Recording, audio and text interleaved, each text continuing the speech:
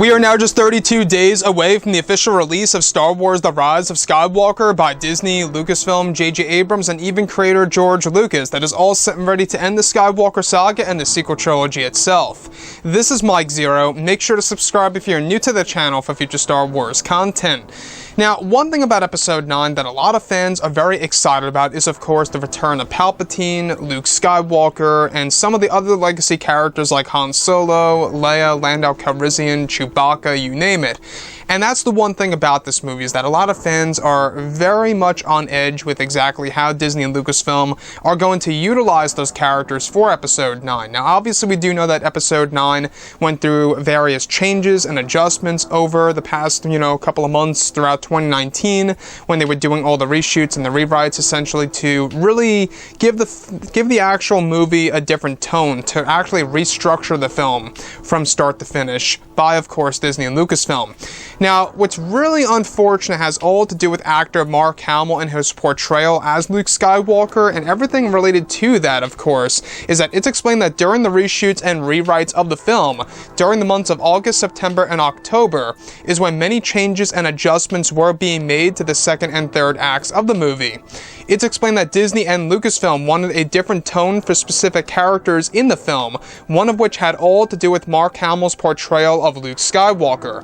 It's explained that Disney and Lucasfilm cut around 30% of Mark Hamill's scenes as Luke Skywalker. That's 30% of the entire movie involving Luke Skywalker's portrayal of Luke, where it's explained that Disney and Lucasfilm did this in order to provide a different tone for the character, and surrounded Luke Skywalker as both in the form of a Force ghost and in flashbacks. It's explained that one of the major scenes that Hamill worked very hard on during September of 2018, which is when he was filming the scene that involved a young Luke Skywalker, where Disney de-aged Mark Hamill to have a reunion with both, of course, Lando Calrissian, Han Solo, and Leia. Now, it's explained that the reunion scene was going to be a powerful moment in the film with tons of emotions for the fans, and that Mark Hamill did an excellent job acting in the scene, where he even had moments in which he had to deliver lines of dialogue in one take for certain sequences with Billy Dee Williams and Harrison Ford. However, technical difficulties and limited resources to develop the scene is what led to its cancellation, and that tons of this had also to do with the fact that the difficulty of keying in scenes for the unused footage of Carrie Fisher in the shots that would communicate with Lando, Luke, and Han also played a role. Additionally, it's explained that another scene for Skywalker that was cut for the movie was said to involve a moment in which Luke's Force ghost would torment Kylo Ren inside of his throne room, inside of his Ravager Star Destroyer ship. It's explained that one of the big scenes originally for the first act of the film was said to involve Hamill as a Force ghost haunting Kylo Ren while he was alone inside of his throne room, and constantly reminding him of what he did to his own father, Han Solo, and trying to convince Kylo Ren to turn back to the light side of the Force. It's explained that the scene was going to be very dark and gritty, and gave Mark Hamill the opportunity to play something scary for another character in the movie that would cause Kylo Ren to become conflicted.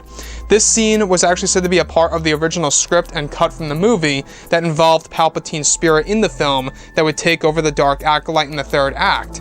Lastly, another scene that was scrapped that involved Mark Hamill as Luke Skywalker was said to be a flashback scene in which Luke would actually appear just as he did in Return of the Jedi through de-aging technology, where the scene would have actually gone into the origins of Luke's Jedi training temple and his actual Jedi training students on the world and location of the temple before its construction. It's said that Disney plans to release this scene on the Blu-ray edition of the film in 2020, and that, of course, would add Luke's life sometime after the events of Return of the Jedi, and that though the scene was brief, it was very powerful as a scene done by Mark Hamill that was sadly cut from the entire movie by Disney and Lucasfilm. So let's go over a couple of parts about this. Now, the thing that's very upsetting about all of this is that this sounds like that it was really going to tap into the best parts about Luke Skywalker's past life and the stronger elements of Luke as a Force ghost, right? We've heard Mark Hamill express this numerous times in the Last Jedi press interviews. I don't know if you guys remember this, but there were interviews by Mark Hamill where he stated that he would love to portray a Force ghost that would haunt a specific character. And they actually did do that. They shot that specific scene in September of 2018, where Luke's Force ghost would torment Kylo Ren inside of his throne room. And that was shortly after they actually started filming. They began filming in August of 2018, August 1st to be exact, is when they first started filming the movie.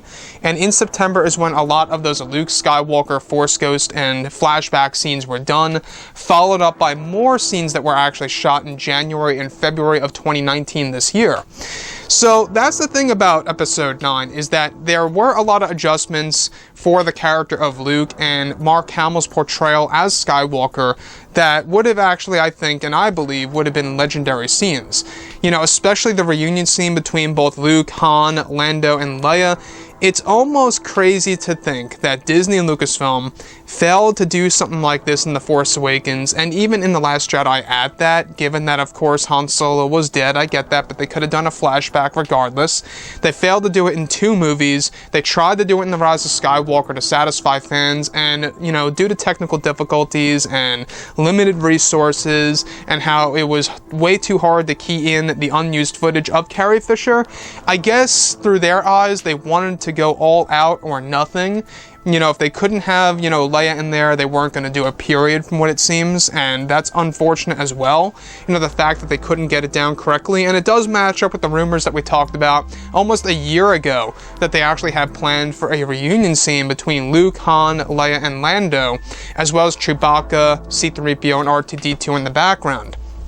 Now, like I've always said before in the past, when we look at the sequel trilogy, that's one aspect that I believe needed to be explored more, is of course, you know, the past lives of those characters and exactly, you know, how it really ties into the current state of Star Wars, you know, into the current universe as we know it. And when we look at Episode 9, the fact that they made this massive shift in September, October, and August, those big 3 months of this year, is when they made a major shift in the second and third acts of the movie in order to really provide, you know, different scenes of Palpatine, new scenes of Luke Skywalker that were written over those ones that we just talked about. And it wasn't just that, it was also by Disney and Lucasfilm, Kathleen Kennedy, who is the head of all things Star Wars, to really change everything related to the tone of Episode 9.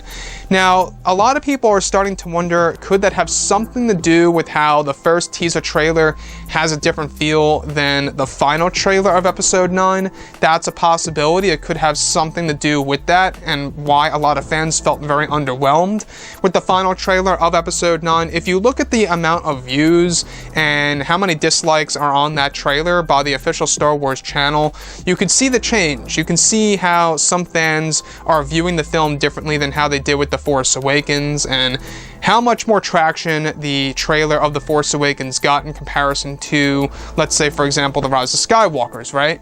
So I'm just really crossing my fingers that this movie, that J.J. Abrams is going to knock it out of the park, that he's going to do an excellent job, and that he's going to actually mark this movie down as the best film of the sequel trilogy, which I still believe it will be better than The Last Jedi, regardless. You know, as you all know, I had a lot of issues with The Last Jedi, and I feel that that movie really hit rock bottom for the Star Wars universe. That was just my point of view. And if you guys disagree, that's fine. But for me, there's nowhere else to go but up, right? So with The Rise of Skywalker, you know, regardless, I think it's going to be a fun experience. I think it's going to be quite a ride and a thrill. But at the same exact time, I think that this is a failure on Disney and Lucasfilm's part by cutting out all the different Luke scenes and how, you know, Mark Hamill put a lot of work into those moments. It could also allude to why Mark Hamill, you know, was kind of being a little sarcastic on Twitter, where this guy posted like how he bought, you know, like what was it, like 12 different tickets of The Rise of Skywalker, and then Mark Hamill says on Twitter, just wait for it to come out on cable. You know, he's playing around, and that could have very well been, you know, Mark Hamill being a passive-aggressive, you know, without a doubt. I mean, I think that that could have very well been the case, and a reaction as to why those scenes were cut, and how Mark Hamill was acting. We've seen how he actually reacted to, you know, Rian Johnson's portrayal of Luke, and how he did not agree with that.